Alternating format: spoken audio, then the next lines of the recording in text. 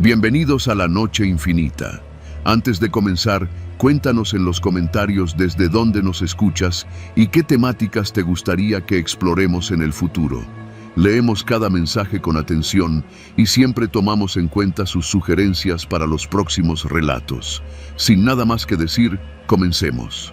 Mi nombre es Leonel, tengo poco más de 45 años y no necesito decirte exactamente a qué me dedico. Basta con que sepas que he hecho cosas que no se cuentan ni entre amigos. Trabajo solo, sin preguntas, sin testigos. Siempre me han dicho a quién, cómo y cuándo. Lo demás corre por mi cuenta. Me enseñaron desde joven que un trabajo limpio es un trabajo bien hecho. Pero hace unos meses, algo cambió. Todo comenzó con una llamada a las 2 de la madrugada. Mi celular tiene un tono especial para esa línea, una que solo suena cuando el encargo es serio. Contesté con voz seca. «Habla Leo». «Te tengo uno complicado», respondió el güero, mi contacto desde hace años. «Es personal para alguien pesado. 100,000 por la chamba, sin preguntas. 100,000 por una sola ejecución». Sabía que había gato encerrado, pero nunca he sido de los que se echan para atrás. Me mandaron la foto, el nombre y la ubicación. Nada nuevo. El objetivo, un tal Emiliano Bravo, 19 años, estudiante de ingeniería, vivía en Tlalpan con su madre. Estaría esa noche en un parque cerca de la Facultad de Ingeniería de Ciudad Universitaria. Me pareció raro desde el principio. ¿Qué clase de estudiante se mete con gente que puede pagar esa cantidad para hacerlo desaparecer? Pero yo no cobro por entender, cobro por hacer. Esa noche salí en una moto vieja, sin placas, la misma que he usado para trabajos delicados. Llevaba el arma en una riñonera adaptada. Mi plan era simple: interceptarlo cuando saliera del parque, seguirlo unos metros y hacer lo mío en una calle sin cámaras. Me pasé casi una hora rondando la zona hasta que lo vi. Moreno claro, delgado, llevaba una mochila negra y caminaba con la cabeza baja, como si el mundo le pesara encima. Lo seguí durante unos 10 minutos. Caminaba lento, distraído, y por momentos parecía que lloraba. Me bajé de la moto y lo seguí a pie. Él se metió por una calle que conocía bien, sin faroles, donde solo los perros callejeros hacían ruido. Cuando estuve a unos 5 metros, abrí la riñonera, saqué el arma con silenciador y apunté a la cabeza. Solo tenía que apretar el gatillo, solo eso. Pero entonces se giró y me miró. Hay cosas que uno no se espera. Lo que sentí en ese instante fue como un balde de agua helada directo en el pecho. Esa cara, esos ojos, esa mandíbula temblorosa, esa misma expresión que me veía cada diciembre en el espejo cuando lo llevaba al parque, cuando le enseñaba a andar en bici. Era Emiliano, mi hijo, el niño que dejé de ver hace más de 15 años, el que su madre escondió de mí cuando decidí alejarme para no meterlo en mi mundo. Mi sangre. El arma me pesaba como nunca. Él no me reconocía. Claro que no. Yo era solo un tipo más en la sombra. Pero yo sí lo reconocía. Hasta la forma en que caminaba era igual a la que tenía su abuelo. Me metí el arma a la chamarra y fingí pasar de largo. Pero cuando lo vi doblar en la esquina y desaparecer, supe que no podía dejarlo así. Esa noche no dormí. Tampoco regresé a casa. Me fui a un hotel de paso en Iztapalapa, donde el colchón huele a humedad y nadie hace preguntas. Durante horas revisé su nombre, sus redes, las fotos en la facultad. Vi su rostro una y otra vez en las publicaciones. Supe que vivía con su mamá, con la misma mujer que me dijo que si seguía en ese camino jamás volvería a verlos. No sabía qué hacer. Cancelar el trabajo no era una opción. Si el güero se enteraba, me iban a buscar. Y esta vez, el que estaría en la mira sería yo. Pasé los días siguientes siguiendo a Emiliano desde lejos. Supe sus rutas, sus costumbres, sus amigos. No tenía idea de en qué se había metido para que alguien quisiera borrarlo. Le pregunté discretamente a el güero si el objetivo había hecho algo grave. Se metió donde no debía. Es todo lo que te puedo decir, fue su única respuesta. Seguí insistiendo por otras vías. Me contacté con un viejo conocido en la policía que me debía favores. Le pasé el nombre y me dijo que no tenía antecedentes, nada, cero. Algo no cuadraba. Una noche lo vi salir de un bar en la Roma. Estaba con un grupo de amigos, pero se le notaba tenso. Revisaba su celular a cada rato. Me acerqué con cuidado. No sabía cómo abordarlo sin asustarlo. Lo seguí hasta una banqueta. Fingí ser un indigente, cubierto con una cobija. Cuando se sentó solo en la esquina, aproveché. ¿Te puedo pedir un cigarro, joven? Me miró de reojo y me lo dio sin dudar. Gracias, le dije, y lo encendí con manos que me temblaban. ¿Está bien, señor? Asentí. Quise decir algo más, preguntarle por su madre, decirle quién era, pero no podía. No así. Él se levantó y antes de irse dijo, «Cuídese, ¿sí?» No pude evitarlo. Las lágrimas se me salieron sin permiso. Al día siguiente tomé una decisión. Si alguien lo quería muerto, tendría que pasar sobre mí. Fui directo a ver a El Güero. Nos vimos en un bar de la Doctores. Le dije que el trabajo estaba cancelado. Él frunció el ceño. ¿Cómo que cancelado?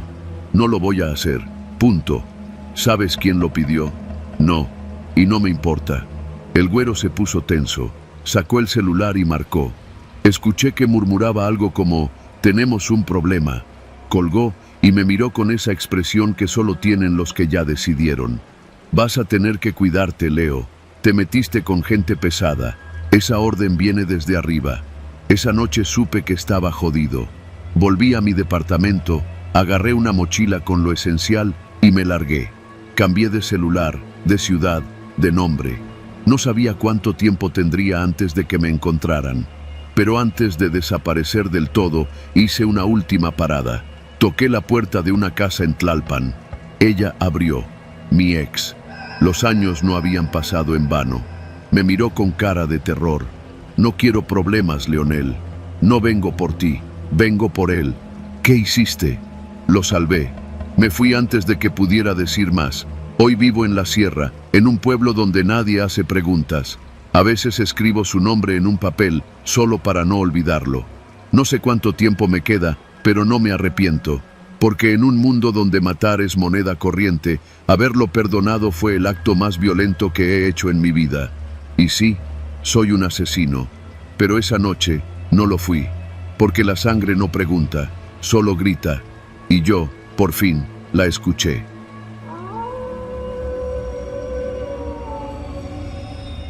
Nunca quise dedicarme a esto.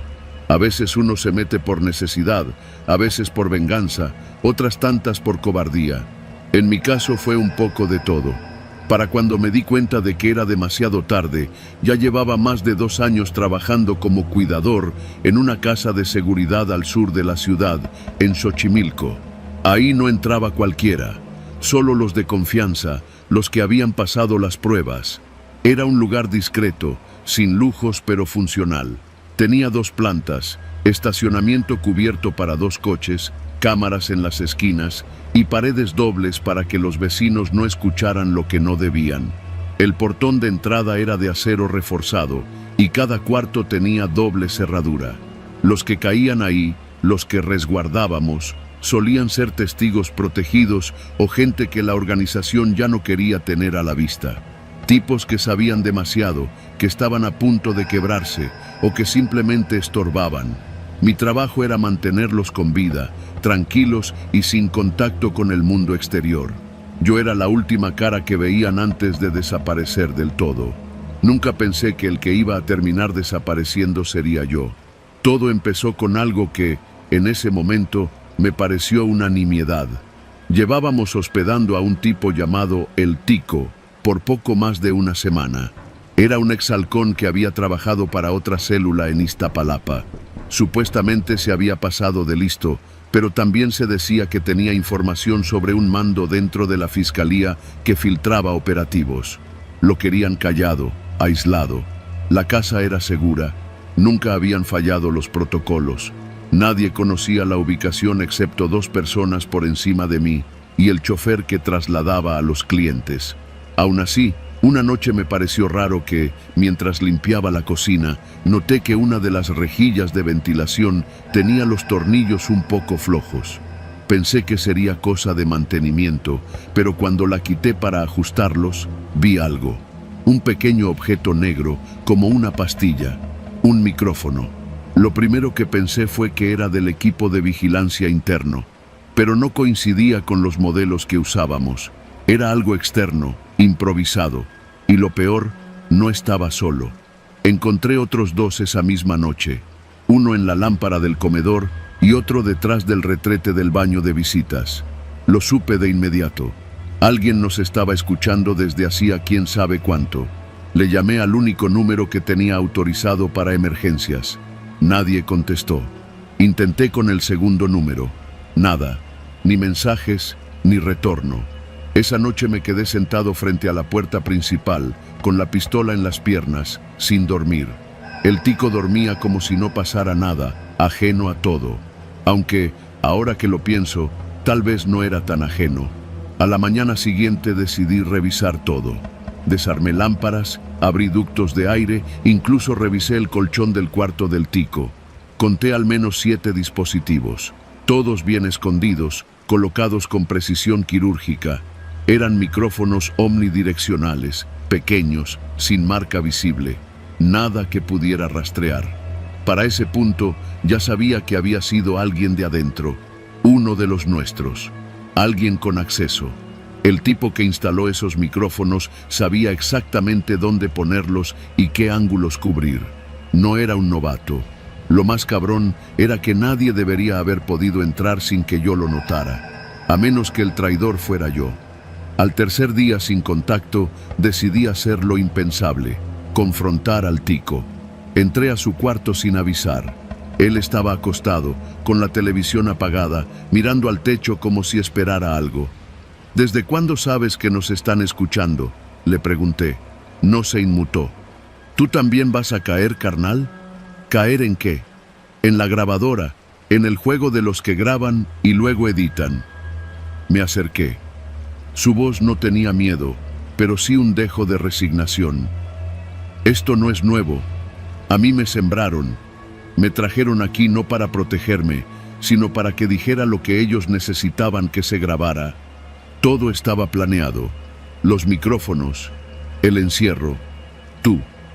¿Quién eres en realidad? Yo ya no soy nadie, solo una grabación más en la carpeta de alguien más arriba. Supe entonces que tenía que salir de ahí, no por mí, por lo que sabían, por lo que ya tenían grabado.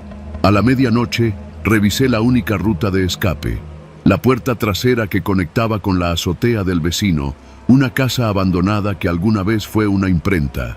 Estaba cerrada con llave, y yo no tenía esa llave. No me la habían dado, nunca me la habían dado. Hasta esa noche creía que conocía todas las entradas y salidas de la casa, pero descubrí otra cosa. Detrás de una alacena empotrada, encontré un pequeño pasadizo. Estaba tapado con yeso, pero el rebote del sonido al golpear me delató la oquedad. Rompí la pared con una palanca y encontré un túnel estrecho, forrado con lámina, que descendía unos 2 metros antes de conectarse con lo que parecía un antiguo sótano. Allí estaba la verdad. Micrófonos, cámaras, grabadoras, todo estaba ahí. Pero no era solo eso. Había transcripciones impresas, en hojas recicladas, con fechas, nombres y frases subrayadas. Algunas eran mías, otras del tico, y otras más de tipos que nunca estuvieron en esa casa. Gente que al parecer también había pasado por ahí, todos vigilados, todos grabados. Había una carpeta con mi nombre. No lo abrí. Ya sabía lo que contenía. Ese lugar no era una casa de seguridad, era una ratonera con micrófonos, un punto de control, de monitoreo, de destrucción. Y yo era el que estaba a punto de ser destruido. Subí de nuevo. El tico ya no estaba en su cuarto, todo estaba apagado. Las cámaras habían dejado de grabar. El monitor central mostraba una pantalla azul. Me dirigí a la entrada principal y entonces lo vi. Un sobre manila en el suelo. Tenía escrito mi nombre con plumón rojo. Dentro, una nota. No te preocupes, ya dijiste lo que tenías que decir. No dormí esa noche. No regresé al cuarto. Me senté en el coche dentro del garaje, esperando. Por la mañana, llegaron. 3 camionetas sin placas, 4 tipos armados, sin uniforme. Uno de ellos se acercó a la ventana del coche y golpeó con los nudillos. «Te puedes ir, ya no eres necesario». «¿Y el tico? ¿Cuál tico?» Encendí el coche. Salí sin decir nada. No quise mirar atrás. En el retrovisor, la casa se fue haciendo más pequeña, como un recuerdo mal grabado en una cinta vieja. Desde entonces no sé a quién confiarle mi historia. Sé que todo lo que diga puede ser usado en mi contra, como en un juicio. Solo que aquí no hay juez, ni defensa, ni justicia. Solo hay voces grabadas, archivos, traiciones y micrófonos ocultos en lugares donde uno cree estar solo.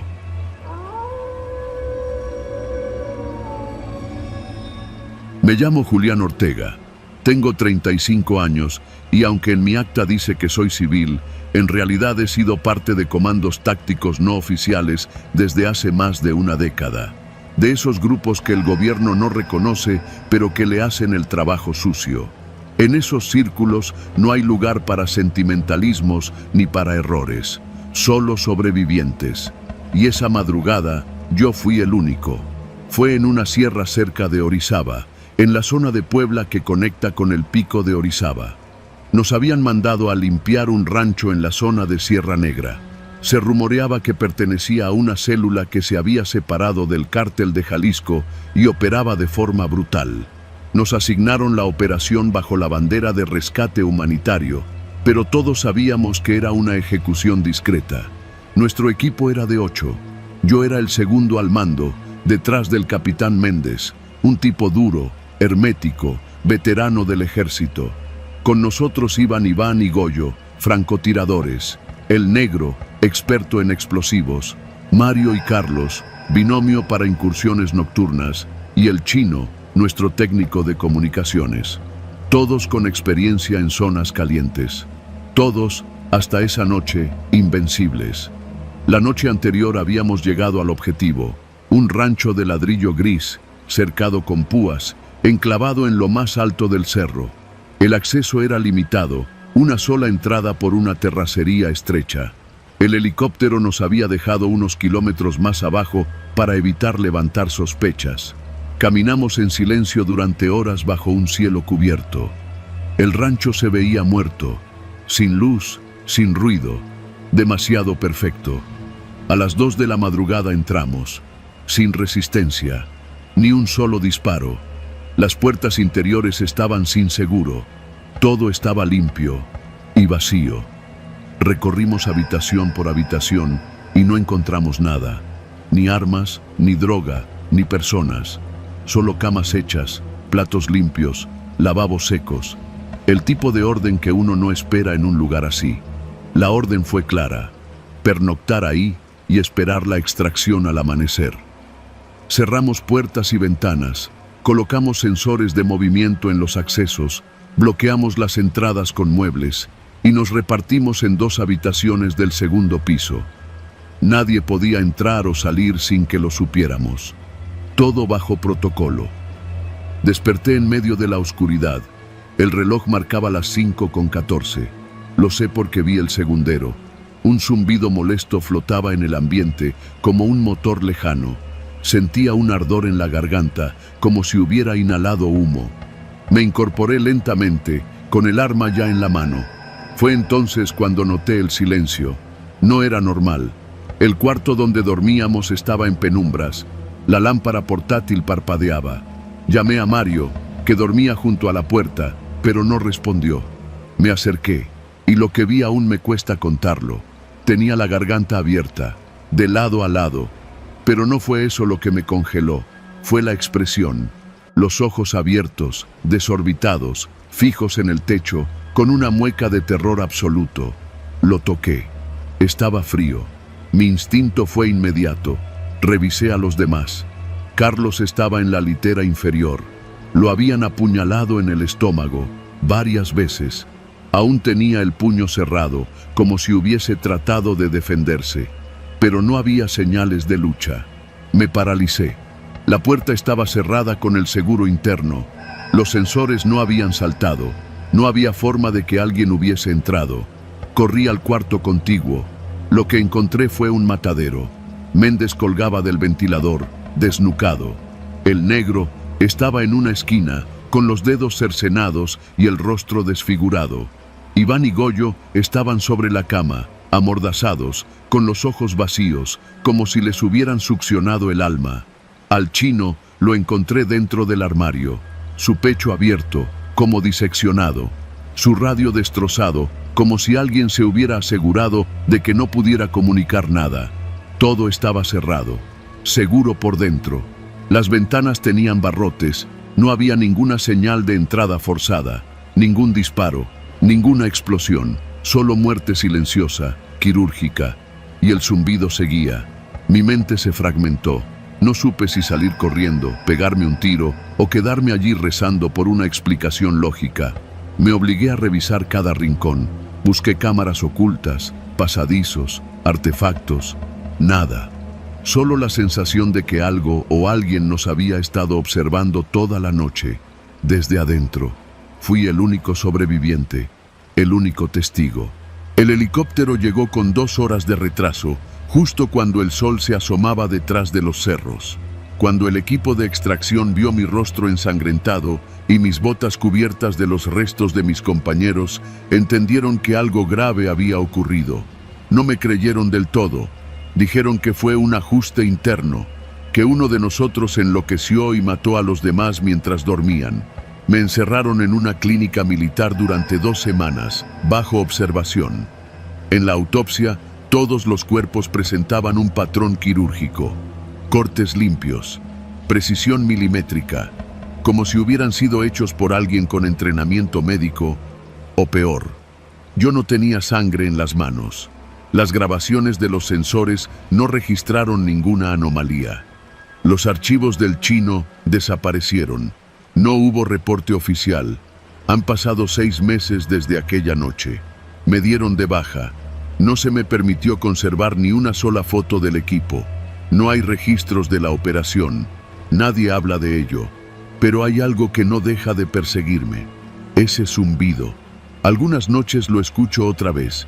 Leve, como si viniera desde adentro de mi oído, como si aún estuviera allí, escondido entre los pliegues de mi memoria. Y hay algo más. Una semana después del incidente, alguien dejó un sobre bajo la puerta de mi departamento en Cuautla. Dentro había una foto, la última que tomamos antes de la operación.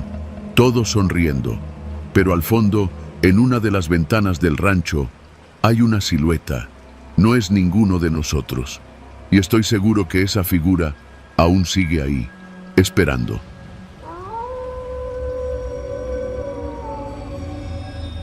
Nunca imaginé que un día me tocaría hacer algo que ni en mis peores pesadillas hubiera aceptado.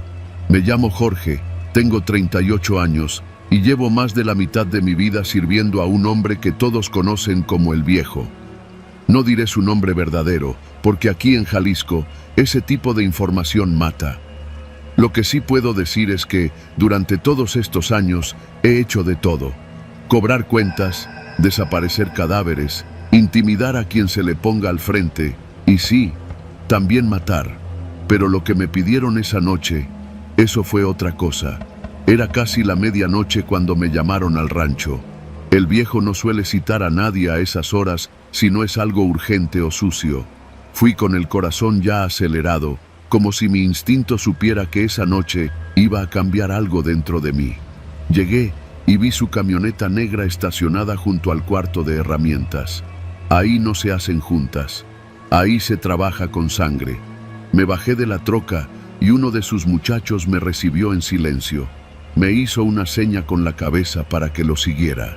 En la parte trasera, donde se guarda el ganado, había un tipo amarrado a una silla, vendado, con los labios rotos y la camisa ensangrentada.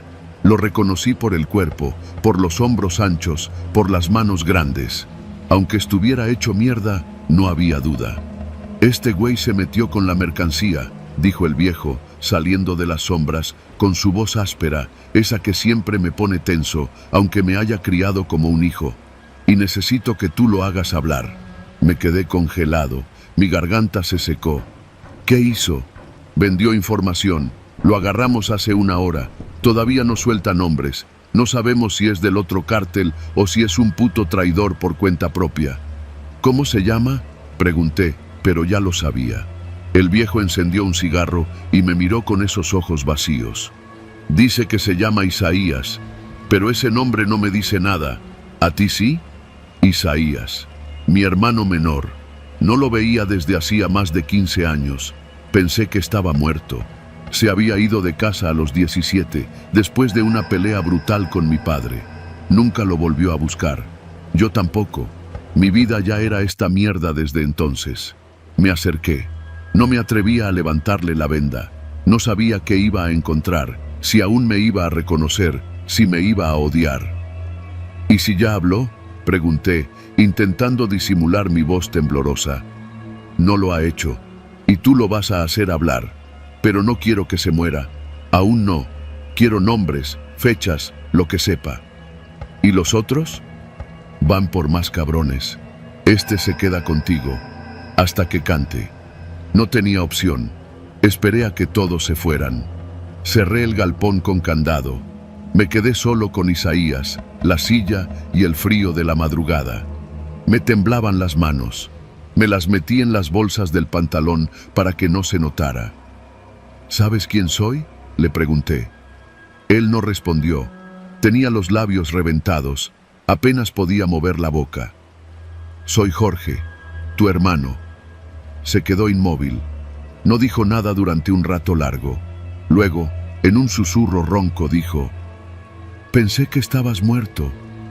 Me agaché frente a él, sin saber si abrazarlo o soltarle un madrazo por haber caído en esta mierda. Estaba más flaco de lo que recordaba. El pelo sucio, la barba crecida. ¿Por qué regresaste? No regresé. Nunca me fui, respondió con una media sonrisa dolorosa. Solo me escondí. No quería esto. ¿Y entonces por qué chingados estás aquí?, dije con rabia, queriendo sacudirlo, sacarle respuestas que no dolían tanto. Porque los de tu patrón mataron a mi hijo. Me eché para atrás como si me hubieran disparado en el pecho. ¿Qué dijiste? Tenía 16. Iba saliendo de la prepa.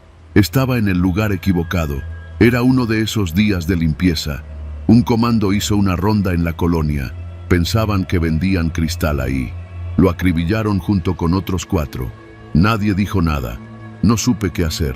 Me paré, caminé por el galpón, pateé un bote. No podía respirar. ¿Cómo te enteraste que era mi gente? Porque alguien me lo dijo. Un soplón que sabía quién era tu patrón. Me buscó. Me habló de ti. Me dijo que tú lo protegías. Entonces lo entendí todo. Isaías se había infiltrado para llegar hasta el viejo, para vengarse.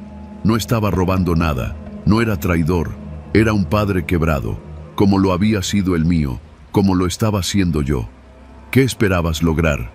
Lo que todos esperan cuando lo han perdido todo: justicia, o algo que se le parezca. Me quedé ahí, parado, con la cara ardiéndome y los ojos queriendo reventarse. Tengo que hacer que parezca que te torturé, le dije. No puedo soltarte, pero tampoco puedo entregarte. Haz lo que tengas que hacer. Esa noche me volví otro. Me odié como nunca antes. Tomé unas pinzas, un encendedor, un trapo. Le hice cortes donde no dejaran marca. Le quemé la pierna para que oliera a carne. Le saqué sangre del brazo con una navaja oxidada, solo para que el viejo viera que había cumplido. Isaías no gritó, ni una sola vez. Solo cuando terminé, me dijo: ¿recuerdas cuando dormíamos en el cuarto de lámina? Asentí sin mirarlo. Yo siempre soñaba que tú me rescatabas, que me sacabas de ahí, de todo esto. No supe qué decirle. Me senté a su lado. Solo nos quedamos escuchando los grillos y los perros ladrando a lo lejos. A la mañana siguiente, el viejo llegó con 2 de sus hombres. Revisaron las heridas. Hicieron preguntas. ¿Cantó?, preguntó. Sí. Dijo que no era del otro cártel, que actuaba solo, que lo hizo por venganza. ¿Contra quién? Contra ti. Por una redada en la colonia Xolotl. Perdió un hijo. El viejo soltó un suspiro y se encendió otro cigarro. ¿Y tú? ¿Le crees? Lo miré fijo. Ya no me temblaba la voz. Sí. Está bien, dijo, sorprendiéndome. Mátalo. No, patrón. No es necesario. Ya no tiene nada más. No sabe nada más. No hay más guerra ahí. El viejo se me acercó. Me miró como un padre mira a un hijo que empieza a desobedecer. ¿Qué te pasa, Jorge? ¿Te está ablandando la conciencia? No. Solo creo que matarlo es innecesario. Y usted siempre me enseñó a no ensuciarse las manos por placer. Hubo un largo silencio. Luego se encogió de hombros. Está bien, que desaparezca, pero si vuelve a cruzarse en el camino, no habrá segunda oportunidad. Asentí. Me temblaban las piernas, pero no lo dejé notar. Lo llevé esa misma noche a la terminal de autobuses. Le di unos billetes, un celular, una credencial falsa. Antes de que se bajara de la camioneta me dijo: no todos los monstruos nacen siendo monstruos. Y no todos los hermanos salvan. Nos abrazamos. Fue breve, como si el tiempo que habíamos perdido nos hiciera sentir torpes. Se fue sin mirar atrás. Desde entonces sigo aquí. Sigo con el viejo. Sigo obedeciendo. Pero cada vez que lo veo a los ojos, sé que un día yo también me iré. Que un día alguien vendrá a hacerme pagar. Tal vez Isaías. Tal vez su hijo desde el más allá. O tal vez yo mismo.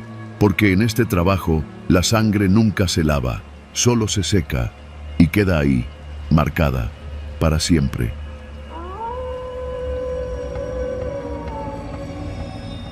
Hay cosas que uno hace por dinero y cosas que uno hace por respeto, pero la mayoría de las que hice yo fueron por miedo. Miedo a no obedecer, miedo a terminar como los que desaparecen sin hacer ruido. Me llamo Gabriel, pero en la frontera me conocían como El Moro. No por árabe ni por moreno, sino porque, según decían, tenía la sangre fría. Era sicario, o lo fui. No hay retiro para esta clase de vida, solo formas de terminarla, en una cárcel que no existe en el mapa o en una fosa que nadie excava. Tenía 34 años cuando las cosas comenzaron a cambiar. Ya había visto y hecho cosas que se quedan en la mente como manchas que ni el alcohol ni el olvido pueden borrar. Pero hasta entonces, todo era trabajo, silencioso, directo, profesional, hasta que empecé a verlos. No estoy hablando de fantasmas. No se me apareció ningún muerto levitando, ni escuché voces del más allá. Número. Lo que vi, lo que me seguía, eran personas reales, cuerpos de carne y hueso, gente que no conocía, pero que claramente me conocía a mí. Todo comenzó en Ciudad Juárez. Estaba hospedado en un hotel barato cerca de la Avenida Tecnológico. Un lugar de paso, discreto, sin cámaras y con una recepcionista que no preguntaba nombres. Había viajado desde Tijuana para cumplir un encargo. Un tipo de nombre Daniel Ríos, abogado de derechos humanos, al que la organización ya le tenía el ojo encima desde hace meses. Nada nuevo. Llegar, vigilar, ejecutar, irse. Pero esa noche, en el espejo de la habitación, mientras me lavaba los dientes con una botella de Bonafont y usaba la camiseta como toalla, noté algo raro. La silueta en el espejo no coincidía con la mía. Estaba detrás de mí, apenas visible, un tipo flaco con gorra de béisbol y chaqueta de mezclilla. Me giré de inmediato. No había nadie. Salí al pasillo, revisé con la pistola desenfundada. Nada. Solo silencio y el zumbido del foco intermitente del pasillo. Volví al espejo. Nada.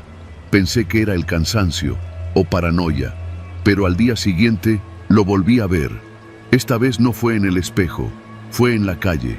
Había ido al Oxxo por un café y un paquete de cigarros. Lo vi parado al otro lado de la avenida, mirándome.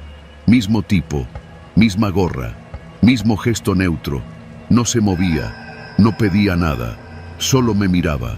No dije nada, no me acerqué. Lo ignoré como uno ignora al taxista que pita sin razón o al policía que quiere mordida sin siquiera bajarse de la moto. Pero ya no estaba tranquilo. Esa noche dormí con el arma bajo la almohada. Cada sonido, cada sombra me mantenía en alerta. A las 3:30 de la madrugada escuché pasos en el pasillo, lentos, constantes. Me acerqué a la puerta y miré por la mirilla. Vacío. Pero cuando volví a dar un paso hacia la cama, 3 golpes secos retumbaron en la puerta. Gabriel, dijo una voz baja, masculina, del otro lado. Tú no sabes quién soy, pero yo sí sé quién eres tú. No abrí, no respondí, no volví a dormir. Al día siguiente cancelé el encargo. No llamé a nadie para pedir permiso. No pedí instrucciones, solo me largué. En esta línea de trabajo, eso equivale a una sentencia de muerte. Pero me daba igual. Sentía que ya estaba muerto desde hacía tiempo. Me fui a Monterrey, luego a Guadalajara. Cambié de ciudad cada semana. Dormía en hoteles de paso, comía en la calle, vivía como un perro callejero con billetes sucios en la mochila. Pero no importaba dónde estuviera. Siempre aparecía alguien, nunca el mismo rostro, pero la misma mirada. Una mujer en el metro de la línea 3 de Guadalajara. Un anciano frente a la taquería El Compadre en Puebla. Un niño que jugaba con una pelota desinflada en un parque de Saltillo.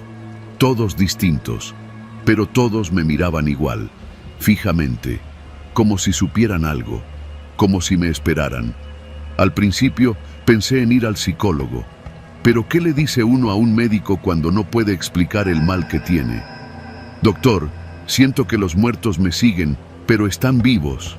No, eso no cabe en una receta ni se arregla con pastillas. Decidí regresar a Tijuana. Pensé que si hablaba con los jefes, si negociaba algo, podrían sacarme del país. Mandarme al sur, a Guatemala, a Colombia, a donde fuera. Pero la ciudad ya no me reconocía. Era como caminar por una versión paralela de Tijuana. Todo igual pero distinto. Y esa noche, en el motel Costa Dorada, lo supe. Estaba acostado, fumando un cigarro con la ventana abierta. Afuera se escuchaban los gritos de los borrachos que salían del bar de al lado, el zumbido de los autos, el viento, pero de pronto, silencio, total, como si alguien le hubiera bajado el volumen al mundo. Me levanté, cerré la ventana. Al darme la vuelta, estaban ahí, 5 personas dentro de la habitación. No supe cómo entraron, no escuché la puerta, no vi sombras, solo estaban ahí, de pie. Una señora con vestido azul, un joven con el cuello lleno de sangre seca, una niña de no más de 8 años, un tipo con el cráneo hundido y un alambre de púas colgando del brazo, y al frente, el de la gorra, el primero, el de Juárez. No hablaron, no se movieron, solo me miraban. No podía respirar. Intenté gritar, no pude. Mis piernas se doblaron, caí al piso, jadeando. Pensé que moría ahí, solo, con esos ojos encima, pero no me mataron.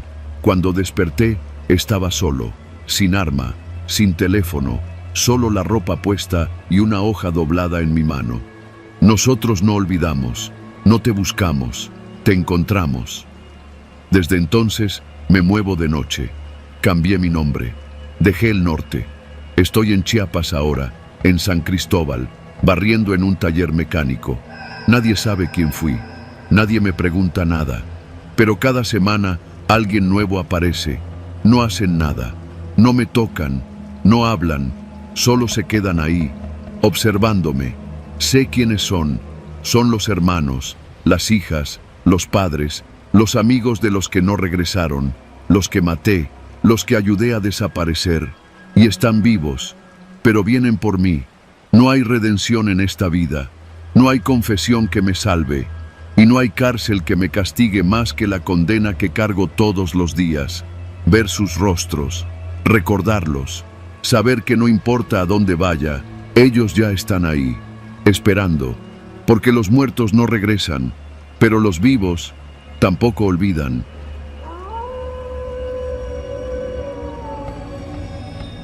Me llamo Emiliano, tengo 38 años y una rutina tan aburrida como la mayoría de los que intentan desaparecer en la masa de la Ciudad de México. No tengo hijos, trabajo solo, vivo solo, nadie me espera en casa, y eso, en mi trabajo, es perfecto. Soy lo que muchos llamarían un ejecutor, otros me dicen sicario. Yo prefiero decir que soy un hombre de encargos. Me pagan para resolver problemas, sin testigos, sin preguntas, y hasta hace poco, sin consecuencias. La primera vez que me pasó fue en febrero, cuando terminé un trabajo en una zona boscosa, allá por la Marquesa. El cliente había pedido que el asunto se resolviera lejos del bullicio. Aquel tipo, un tal Lorenzo, me esperaba en su camioneta con cara de saber que ya no saldría de ahí. Hice lo que tenía que hacer, limpio, sin ruido. Me senté un rato en una roca, fumé un cigarro, todo estaba normal. Pero al volver a casa y revisar mi celular, había un mensaje sin remitente, solo un enlace. Pensé que era spam, pero lo abrí. Era un video. Se reproducía sin que yo lo pidiera. Me vi a mí mismo, desde la parte trasera, agachado frente al cuerpo de Lorenzo. El ángulo era demasiado cercano. Se escuchaba el crujido de las hojas y mi respiración. No había forma de que fuera una cámara de seguridad. Y si alguien me hubiera seguido, lo habría sabido. Soy cuidadoso, muy cuidadoso. Pensé que era una advertencia, tal vez una cámara escondida, pero no encontré nada, ni señales, ni movimiento. Revisé el lugar al día siguiente, con calma. Nada. Me inquietó, pero no tanto. Este mundo tiene ojos que uno nunca ve. Lo tomé como un recordatorio de no confiarme. Después de eso, pasaron semanas, hasta que vino el siguiente encargo. Fue un trabajo rutinario. Un contador que hablaba demasiado, allá por Iztapalapa. Esperé en su coche a que bajara del gimnasio, justo frente a un Oxxo. Una bala, un solo ruido, y todo el mundo pensó que era un asalto. Me alejé tranquilo. Al llegar a casa, de nuevo, otro mensaje. Esta vez, sin texto, solo el video. Me vi a mí mismo, en el coche, justo antes de disparar. La cámara estaba dentro del coche. Dentro. El ángulo mostraba mi mano derecha apretando el gatillo. Se veía hasta el tic nervioso que tengo cuando respiro profundo antes de jalar el seguro. Mi corazón se aceleró. No soy paranoico. Pero eso ya no era una casualidad. Apagué el celular. Lo desarmé. Cambié de número. Quemé la SIM. Compré otro equipo en Tepito. Durante semanas no recibí nada. Pensé que había sido una filtración, algún cliente queriendo chantajearme. Pero mis encargos vienen de arriba, gente que no juega con amenazas baratas. Todos sabían que yo no dejo cabos sueltos. Hasta que volví a recibir otro mensaje. Este llegó una semana después de un trabajo en Tlalnepantla. Una mujer. Ella sabía cosas. Me dieron su foto, la dirección y hasta el modelo del coche. Fácil. Cuando el video se abrió, casi vomité. Me vi a mí mismo entrando al edificio. La cámara estaba al nivel de mis rodillas, como si alguien me hubiera seguido muy, muy de cerca. Se escuchaban mis pasos, mis llaves, incluso el clic de la cerradura. No sé cómo, pero alguien estaba ahí, pegado a mí, respirándome en la nuca, y yo no lo vi. Después de eso, no dormí por 3 noches. Empecé a moverme más. Nunca duermo 2 veces en el mismo lugar. Cambié de coche. Dejé mi celular en casa y comencé a usar uno de prepago, solo para emergencias. Pero el siguiente video llegó igual, después del trabajo de Puebla. Esta vez no era un mensaje. El video llegó grabado en una USB que alguien dejó en el asiento de mi coche mientras yo estaba en una tienda comprando agua. Cuando lo reproduje, me congelé. Era yo, durmiendo. En uno de mis escondites, en un hotel de paso, en la autopista México-Toluca. La toma comenzaba en la puerta. Luego se acercaba. Se escuchaba una respiración muy leve, apenas perceptible. Yo estaba acostado, de lado, con una pierna fuera de la sábana. No me movía. El video duraba 5 minutos. No hacía nada más. Solo me observaba. Después de eso, dejé el trabajo por un mes. Fui a ver a un viejo contacto, un tipo que me debía favores desde hace años.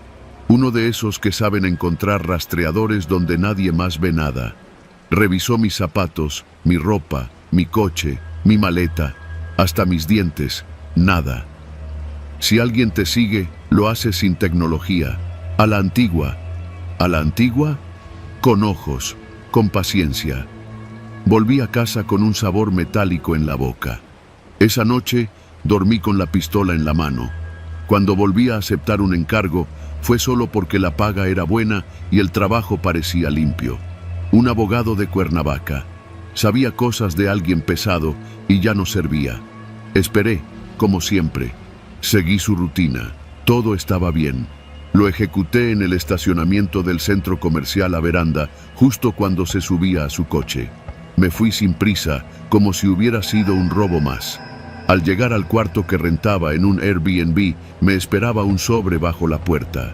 Dentro, un USB y una hoja doblada. En la hoja, una sola frase escrita a mano. Él ya sabe dónde estás. Metí la USB al viejo laptop que solo uso sin conexión. El video esta vez no mostraba el encargo.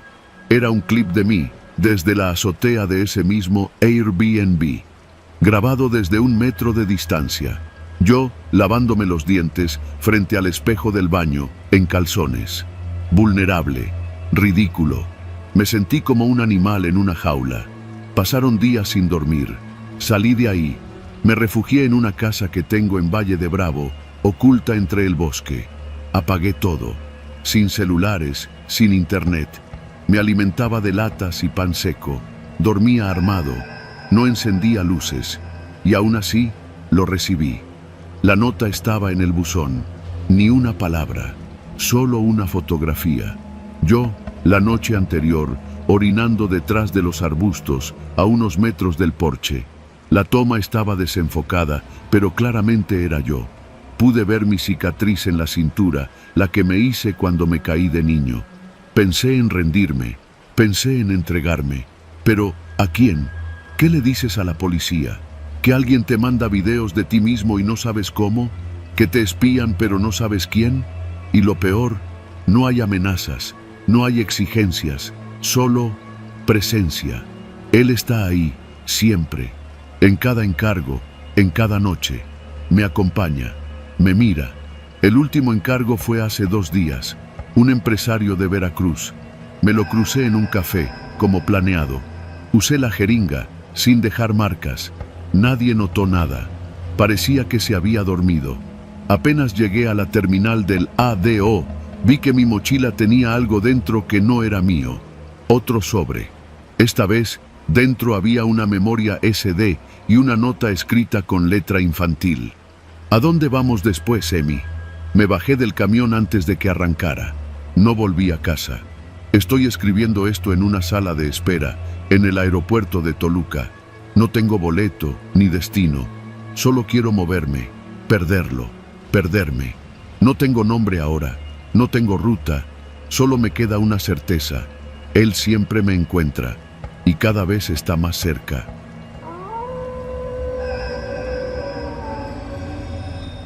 Me llamo Julián, aunque ese nombre hace tiempo que dejó de tener valor. En mi mundo, uno vale por lo que ha hecho, no por lo que lleva escrito en la credencial. Fui sicario, lo fui por necesidad, por lealtad y por hambre. Y ahora, a mis casi 40 años, soy el único que queda con vida de una célula que alguna vez fue poderosa. Todos los que trabajamos con el Güero hemos ido cayendo, uno por uno. Y no por la policía ni por cárteles rivales, no. Esta limpia viene de alguien que conoce bien cómo nos movemos. La primera vez que sentí que algo andaba mal fue cuando me llamaron para avisarme que el Chuma apareció colgado del puente de Periférico, sin cabeza, sin manos y con la lengua clavada al pecho. Una ejecución exagerada, incluso para los estándares de nuestra chamba. Nadie lo reclamó, ningún grupo se adjudicó la ejecución. En los grupos de WhatsApp que manteníamos con otros excompas, hubo silencio. Uno que otro puso, "¿Qué EPD, carnal?", pero todos sabíamos que eso no era normal. El Chuma ya se había retirado, tenía 3 años vendiendo autopartes en Naucalpan, tratando de limpiar su nombre. Nunca le falló al Güero, fue uno de los más leales. La muerte del Chuma fue solo el principio. A la semana cayó el Pollo, un vato de Veracruz que fue nuestro francotirador en los años pesados del 2012 al 2015. Vivía tranquilo en Tlaxcala, enseñando defensa personal a chavitos. Desapareció una noche después de cerrar su gimnasio. Lo encontraron 3 días después, envuelto en una lona, quemado, pero aún con una cartulina que decía, "Tú también hablaste de más". Esa frase se repitió en la siguiente muerte, la de la negra, una mujer fría como el hielo, pero más leal que cualquier otro. También había trabajado para el Güero. Ese patrón nos sacó de pedo a los pocos que quedábamos. Yo me comunicaba cada vez menos, pero mantenía contacto con solo 3, el Cachetes, la Pili y el Pantera. Éramos los últimos. Todos nos habíamos retirado, cada uno con su historia. La Pili cuidaba a su mamá en Cuernavaca, el Pantera se metió a vender sistemas de seguridad en Irapuato y el Cachetes tenía un taller en Puebla. Todos intentando pasar desapercibidos, todos intentando olvidar los años que pasamos matando y cobrando por órdenes del Güero. Pero el pasado nunca se olvida, y mucho menos si alguien está empeñado en revivirlo. Una noche, mientras me preparaba unos frijoles en mi departamento de renta en Querétaro, me llamó la Pili. Me dijo que alguien la estaba siguiendo. Al principio pensó que era paranoia, pero ya eran 3 días donde el mismo coche aparecía cerca de su casa, con los vidrios polarizados. Esa misma noche me mandó una nota de voz. Julián, si me pasa algo, fue alguien de adentro, fue alguien que nos conoce. A la mañana siguiente, apareció muerta en su casa, sin señales de robo. La policía no reportó nada raro, pero yo sí sabía. La mataron con una jeringa de aire directo en la yugular, una técnica que solo nosotros conocíamos. Eso ya no era coincidencia. Comencé a repasar en mi mente todo lo que teníamos en común. El Güero, siempre el Güero, nadie más. El Güero era un tipo carismático y peligroso. Nunca se manchaba las manos directamente, pero todos los que trabajamos con él sabíamos que su sonrisa era más falsa que un billete de 1000 con Benito Juárez. Nos usó, como a todos, y cuando ya no le servíamos, nos dejó ir. Lo curioso es que siempre nos dejó vivos. Decía que no creía en matar a sus soldados una vez terminada la guerra. Al principio creímos que la limpia era obra suya, pero me puse a investigar, discretamente. El Güero seguía activo, según rumores, pero su nombre ya no sonaba tanto. Era como si se hubiera enterrado bajo su propio silencio. Entonces supe de algo que lo cambió todo. Fui a visitar al Cachetes a Puebla. Le pedí que no se moviera, que esperara por mí. Cuando llegué a su taller, me recibió con cara pálida. Me llevó a su oficina y me enseñó lo que había encontrado, un USB. Me dijo que se lo había dejado un repartidor de Uber Eats con una nota que decía: tus pecados han vuelto a ti. Dentro del USB había audios, grabaciones de nuestras operaciones, nombres, fechas, direcciones. Cada una de las ejecuciones que hicimos para el Güero estaba documentada. Incluso había grabaciones de las noches que pasábamos en las casas de seguridad. Nada de eso debió existir. Éramos discretos, cuidadosos. ¿Quién grabó eso? ¿Cómo lo obtuvieron? ¿Y si fue el Güero?, pregunté. No, dijo Cachetes, con los ojos clavados en la pantalla. Él no necesita esto. Esto es personal. Esto es venganza. El Pantera murió esa misma noche. Le metieron 2 tiros al corazón y 1 a la cabeza cuando salía del gimnasio donde trabajaba. Nadie vio nada. Cámaras apagadas. Lo mataron como nosotros solíamos matar, sin dejar rastro. Ahora éramos solo el Cachetes y yo, y sabíamos que el siguiente era uno de nosotros. Pasamos 2 días encerrados. Armamos una lista de todos los que trabajaron con nosotros. Cruzamos nombres, revisamos redes sociales, noticias. Entonces dimos con ella, Zulema García, la única hija de un arquitecto que ejecutamos en el 2014. Fue una orden directa del Güero. El tipo le debía 5 millones de pesos y se estaba haciendo pendejo. Lo matamos frente a su familia, lo amarramos a una silla, lo desangramos y luego prendimos fuego a la casa. La niña tenía 15 años, sobrevivió escondida en un armario. Zulema ahora era adulta, había estudiado psicología, había viajado a Colombia, tenía fotos con exmilitares en redes sociales y había desaparecido hace 2 años. Desde entonces, nada, como si se hubiera tragado el mundo. Pero nosotros sabíamos, ella era la que nos estaba cazando. El Cachetes murió 2 noches después. Entraron a su casa sin forzar nada. Lo encontraron muerto en su cama, con una nota clavada al pecho. Yo no olvido. Tú sí. Ya no me quedaba nadie. No dormí en días. Cambié de casa. Quemé el celular. Viví como un perro, sin rumbo. Cada sombra me parecía ella. Cada auto detenido más de 5 minutos me provocaba náuseas. Entonces una mañana, en el mercado de San Juan del Río, mientras compraba pan, alguien me tocó el hombro. Era una joven, de mirada serena, rostro sin expresión. ¿Tú eres Julián? No tuve tiempo de responder. Sentí algo punzante en el cuello. Lo siguiente fue oscuridad. Desperté atado a una silla. Frente a mí, la misma mujer. Ojos oscuros, ropa negra, silencio total. ¿Por qué nos estás matando?, le pregunté, con la voz rota. ¿Matar?, dijo con calma. No, solo estoy devolviendo lo que ustedes hicieron, uno por uno, sin odio, sin prisa, como ustedes lo hicieron con mi padre, con mi madre, con mi hermano. No pude decir nada, solo la vi levantar un celular y empezar a grabar.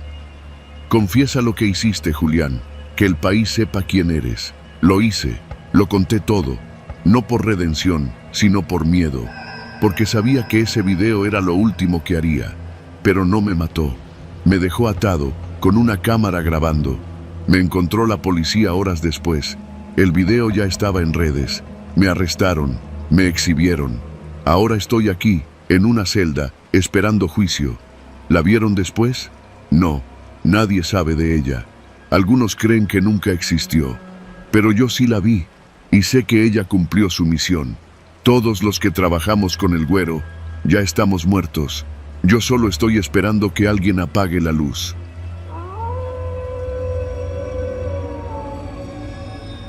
Me llamo Víctor. No voy a decirte mi apellido, ni el nombre real del lugar donde vivo ahora.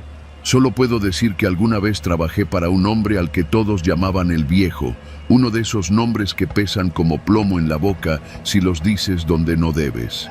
En el sur de Monterrey, su sola mención abría o cerraba puertas, dependiendo de a qué lado del miedo estuvieras. Por más de 5 años hice lo que muchos hacen en este negocio: cobrar deudas, hacer que otros desaparezcan, transportar paquetes que no se deben abrir. Nunca me gustó, pero era bueno en ello. Y cuando eres bueno en algo aquí, no te dejan salir tan fácil.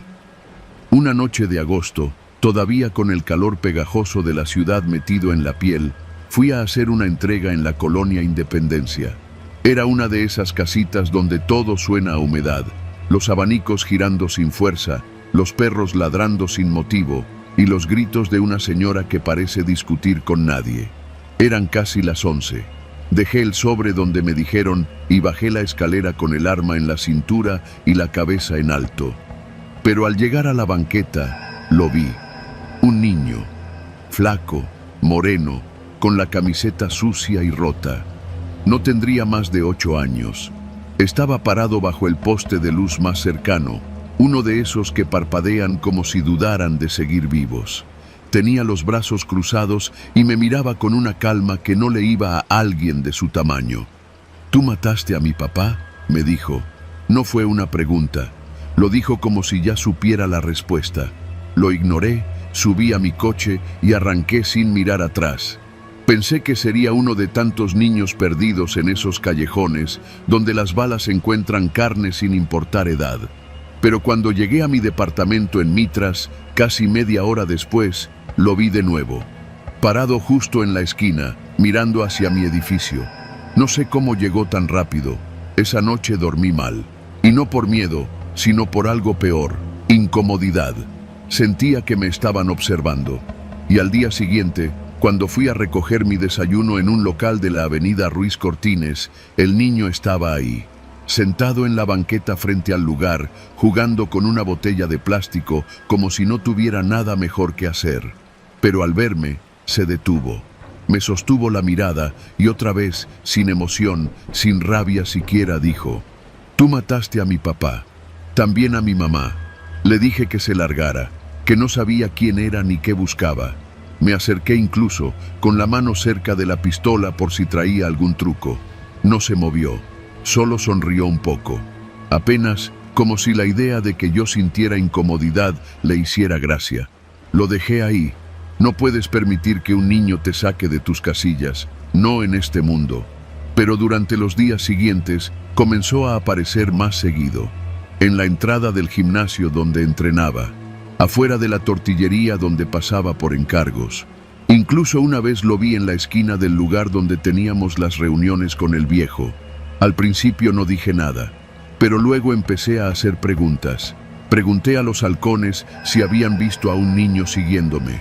Nadie sabía nada. Nadie lo había visto. Uno incluso me dijo que estaba paranoico, pero no era paranoia. Lo vi una noche parado frente a la casa de una de mis novias, con la cara manchada de lodo o tierra, sin moverse, solo mirando. Ya no decía nada, solo aparecía. Una noche salí armado. Me propuse confrontarlo. Lo vi en la misma esquina de siempre. Me acerqué y le dije que si volvía a seguirme, lo iba a lamentar. Él me vio, sin miedo, y me respondió: yo no te estoy siguiendo. Tú estás regresando al mismo lugar donde me quitaste a mi familia. No entendía de qué hablaba, y entonces lo recordé. Hacía poco más de un año, me habían mandado a hacer un ajuste en una casa al norte de Santa Catarina. Un tipo debía dinero al cartel. No era mucho, pero ya llevaba meses atrasado y el viejo quería dar un mensaje. Entramos tres: yo, otro pistolero llamado Lalo y el conductor. Se suponía que el tipo vivía solo, pero no. Cuando entramos, había una mujer y un niño. Lalo se encargó de él. Yo solo hice lo mío. No vi sus caras. No registré nada de eso. En este negocio no ves personas, ves blancos, instrucciones. Pero ahora sí veía su cara. El niño estaba frente a mí, con esa mirada que no acusaba, que no gritaba, que no lloraba. Y eso era peor, porque uno puede defenderse de un reclamo, de un grito, pero de un silencio tan puro, no hay cómo. Desde esa noche dejé de trabajar. Lo intenté. Le dije al viejo que me quería tomar unos días. Al principio se rió.